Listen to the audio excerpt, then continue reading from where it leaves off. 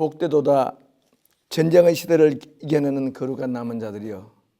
이런 제목으로 한반도 평화와 화해 프리로잔 컨설테이션 성서주석 첫 강의를 하려고 합니다.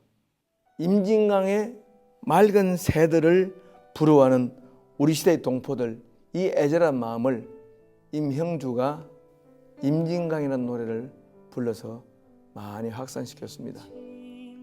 월북 시인이 만든 곡에 박세영이 노래말을 붙인 곡이죠. 2009년부터 우리나라 공중파에 많이 방송된 그런 노래입니다. 이 노래의 핵심은 임진강의 물새들과 임진강 물은 분단을 모른다는 것입니다.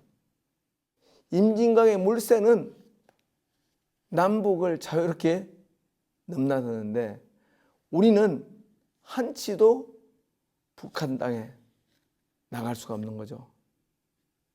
그러니까 1948년 이전에 우리나라 사람들은 한반도 전체를 무대로 활동했거든요.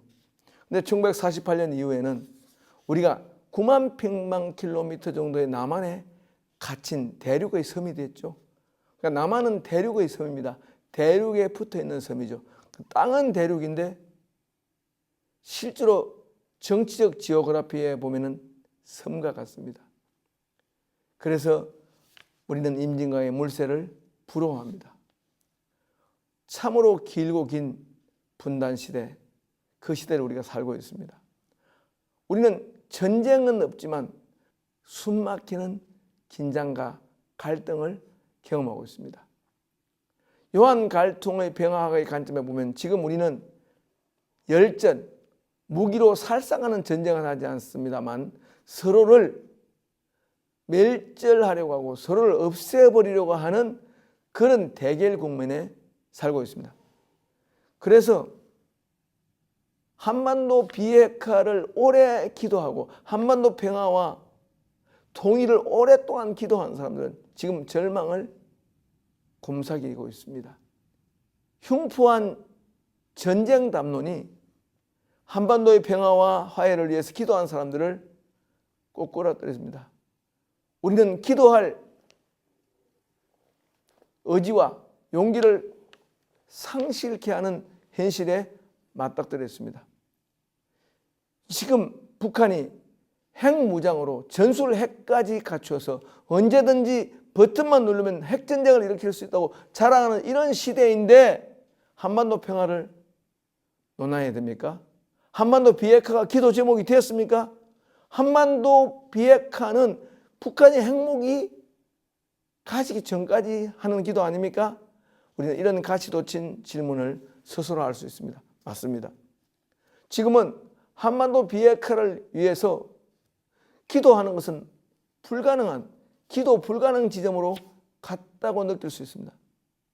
바로 이런 절망 때문에 우리는 한반도의 평화와 비핵화를 위한 기도는 중지해도 된다고 자기를 스스로 위안할 수 있습니다. 저는 그렇게 생각하지 않습니다. 지금이야말로 하나님의 마음으로 평화의 왕이신 우리 주 예수 그리스도의 마음으로 한반도 비핵화와 평화를 더 가열차게 중보기도 했던 것입니다. 하나님의 사랑과 하나님의 화해 의지가 북한의 핵무기 자랑 호언장담보다 더 크시고 한반도를 영구 분단의 인질로 삼아두려는 강대국들의 정치적 이해관계보다 더 크십니다. 하나님은 평화의 왕이십니다.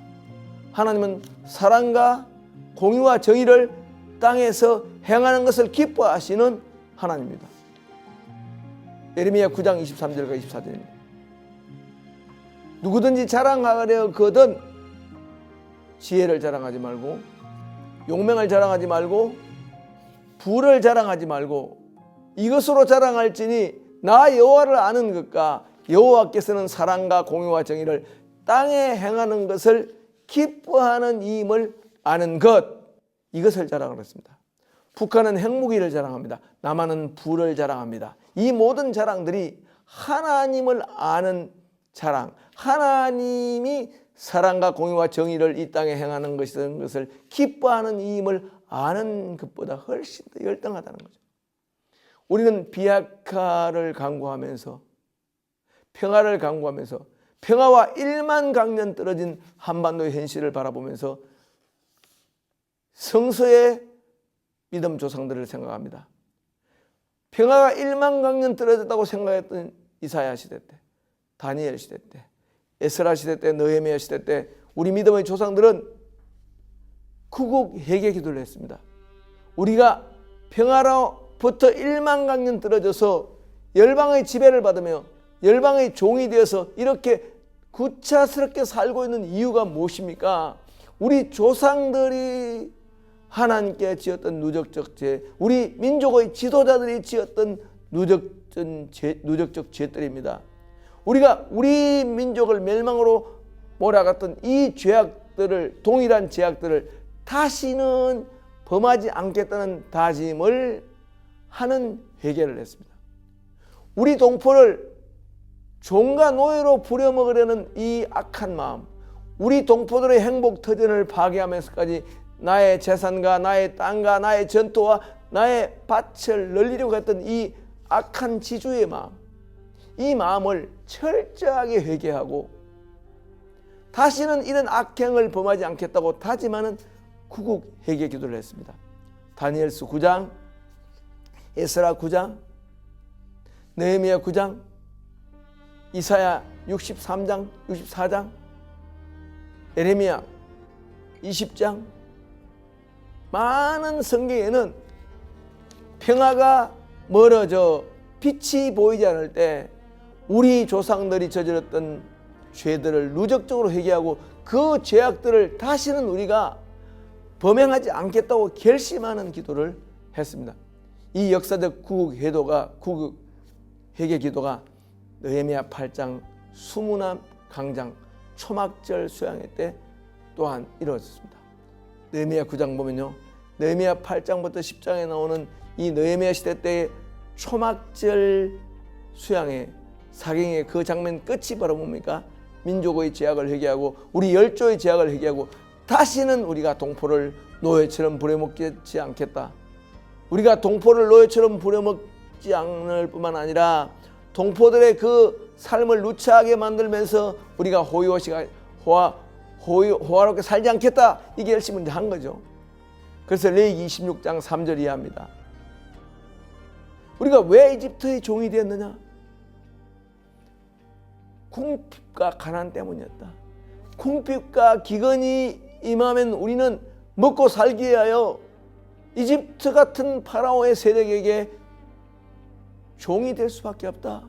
파라오의 종이 되지 않고 직립보행하는 자유민이 되기 위해서는 생계 문제, 경제 문제, 먹고 사는 문제가 스스로 해결할 수 있는 부를 획득해야 한다. 가난하고 생계 위기에 몰리고 기근에 몰리면 이집트의 종으로 항상 팔려갈 수밖에 없다. 이렇게 이제 기도하는 거죠. 이렇게.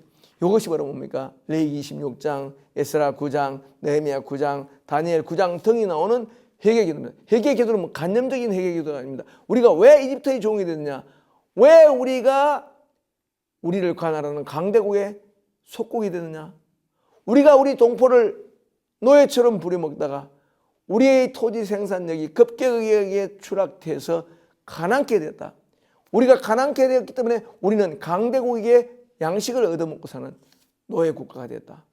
그런데 여러분, 아까 전에 말했지만은 이런 한반도가 장기적 분단되면서 극한 괴로움만 있었나? 그건 아닙니다. 한반도의 장기 분단은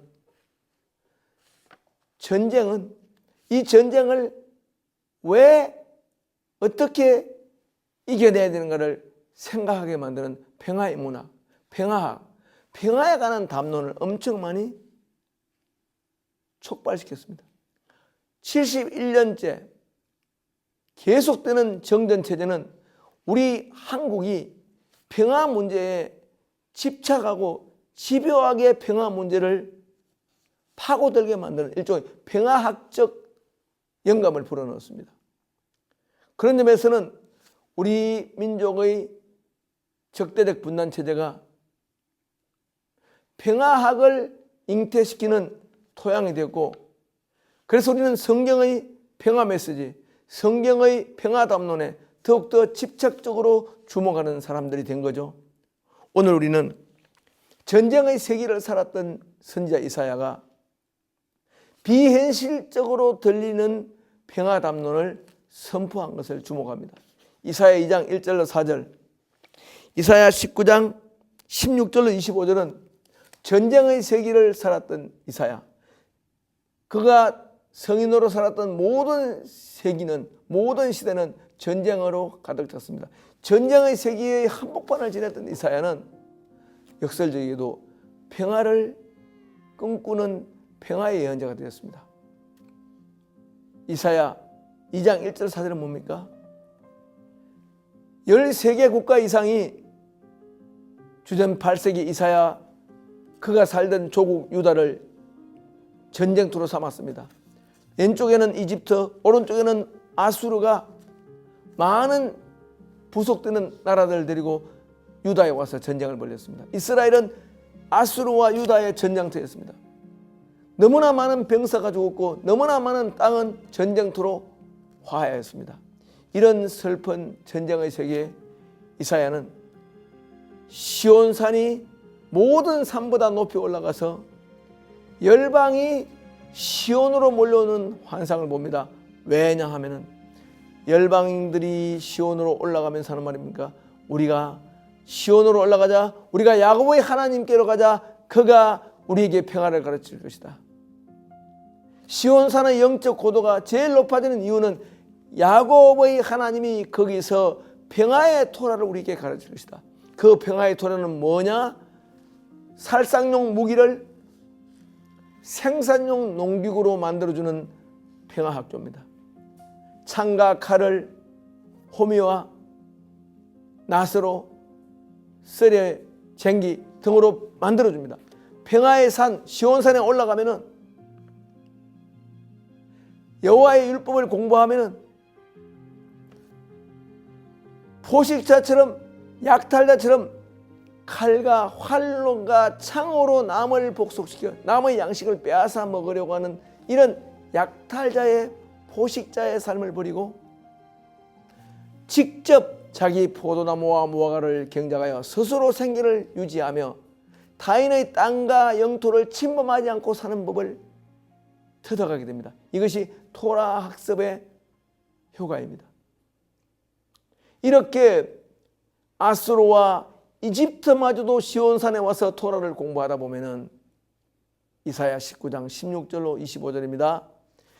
이집트에서 아수르로 가는 대로가 열릴 것이며 전쟁의 세기를 주도했던 이집트와 아수르와 그 전쟁의 세기 한복판에서 세계 양강 세력의 각축의 희생자가 됐던 이스라엘은 각각 세계 평화를 주도하는 나라가 됩니다.